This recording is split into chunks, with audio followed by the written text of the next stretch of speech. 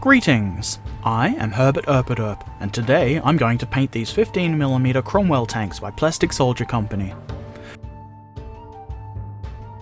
As you're probably aware, the first step is to prime the model. I use Vallejo black surface primer. The models are blue tacked onto popsicle sticks for ease of handling.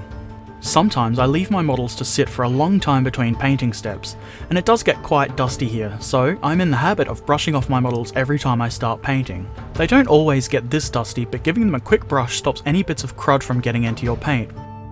After doing a little bit of research, I chose model colour Russian uniform for the base coat. I've never painted British tanks before, and it seemed to be the most commonly used colour. I thinned it down and airbrushed it on. There's no reason it can't be brushed on though. Make sure you don't miss any areas that should be green. Next, I airbrushed a highlight of Russian uniform and stone grey in a roughly 60-30 mix. I used an airbrush with a smaller needle than I used on the base coat.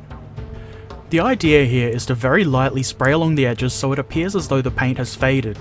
Take it slowly and carefully so you don't obliterate the base coat. Then I add another highlight. This step is quite similar to the previous one, except I'm doing dry brushing instead of using the airbrush, and the mix of Russian uniform and stone grey is now 50-50. With this I aim to hit a smaller area than the airbrushing step and create a nice gradient of faded looking paint. I also try to hit all the raised surfaces like the bolts on the side of the turret. I try to dry brush the side that will be facing upwards and therefore be in the sun more. This doesn't have to be super neat, so it can be done quite quickly. Also, it isn't 100% required, so you can omit this step or the previous one if you'd rather not go into as much detail. Next, I do a final highlight along the hard edges with a mix of 1/4 Russian uniform and 3/4 stone grey using a very fine brush. I think this looks best when done as neatly as possible, so I take my time. I like to add this to a lot of raised surfaces, areas like wheel hubs, the lower part of the wheel rim, hinges and around hatches. It can be quite time consuming, but I feel it adds a lot to the model. Next, I add some gloss varnish to the places I intend to add decals. Doing this prevents the decals from silvering when they dry. I like to use decal fix for this, but water can be used. Just add a bit to a small bowl-shaped object, soak the decals for a while, and then apply them. I like to use a clean brush to maneuver them around. Then I use some paper towel to remove the excess decal fix. I spent some time trying to figure out markings on Cromwell tanks, but it was a little bit confusing, so I just went with what I thought looked good and logical. I used Plastic Soldier Company Guards Armoured Division decals. I'm not sure if they're correct for Cromwells, but I don't really care. I add decals at this stage so they can be weathered along with the rest of the tank, so the next step is to use a 50-50 mix of Russian uniform and stone grey to add some weathering to the decals. The idea here is to look as though the paint used for the markings has been chipped and the green beneath is visible. I like to use my thumb to smudge spots where I've applied the paint too heavily. The next step is to add chipping. I use model colour black grey mixed with mahogany brown in a roughly 70-30 mix. I feel the grey by itself doesn't look quite right.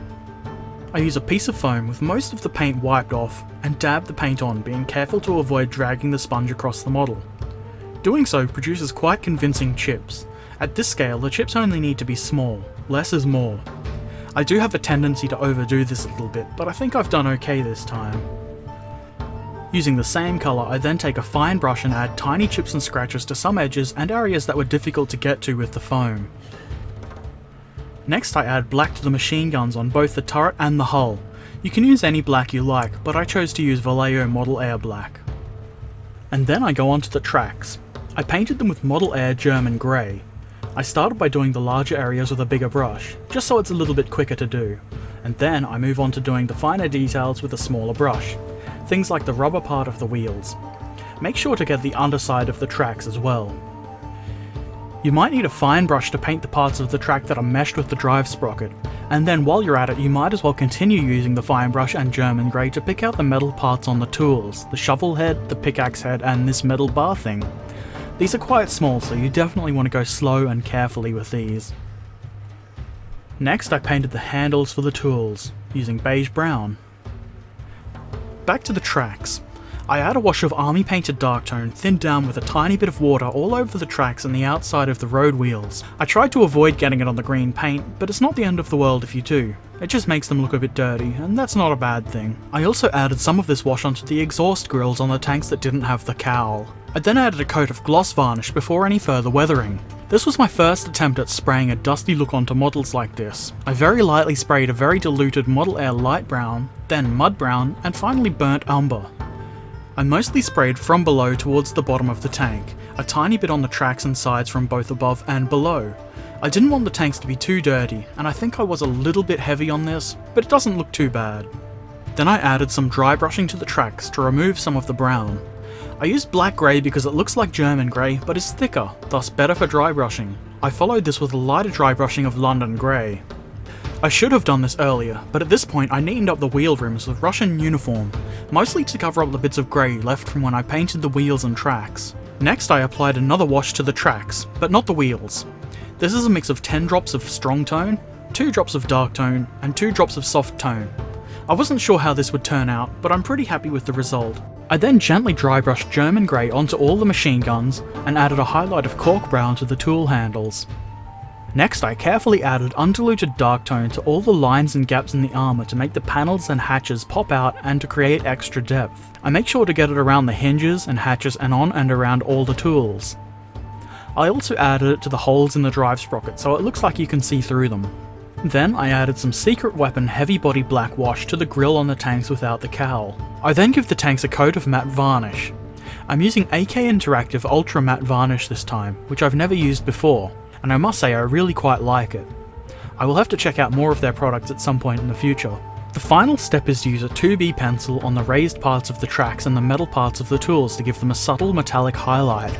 It looks better than painting them silver or something. And there we have it. My Cromwells are complete. I'm quite happy with how they've turned out, though they're definitely not perfect. They do appear a little bit darker in real life, so I should probably do something about the lighting I used to film this stuff. These tanks are the start of my British Army for Flames of War. They're the first regular British tanks that I've painted. The TOG doesn't really count, so I guess it was a learning experience for me, though I have painted a ton of Soviet stuff, which isn't particularly different. I was going for a dusty and well-used, but not too beat-up look for these tanks. I think I might have gone a little bit too far with the chipping, but overall I think I achieved that look. I feel I achieved a better dusty look for less effort and with less mess than I would have been able to had I been using weathering powders, though in the future I think I'll try to make it a little bit more subtle. I'm not entirely sure the decal positioning and markings are accurate at all. As I said, I did a little bit of research, and while I did see a lot of cool pictures, it didn't really help, so I just did what I thought was logical and looked good. From what I could tell, the decals I chose would make these tanks part of the 2nd Armoured Battalion Irish Guards. I liked the blue for squad markings on the sides of the turret. I wouldn't play with somebody that would make a big deal about incorrect markings anyway, so it doesn't really matter. Something I'm quite pleased with is the use of pencil on the tracks. You get that nice metallic shine at certain angles without the ugliness of painting the tracks a metallic colour. These did take me quite a while to paint, mostly because I'm a slacker and easily distracted. But the entire project wasn't particularly difficult. It should be fairly easy for most people to get a similar or better result. I would love to see how other people's Cromwells have turned out, so share them in the comments below if you feel like it. I'm about to work on my bolt action Cromwell, so inspiration would be awesome.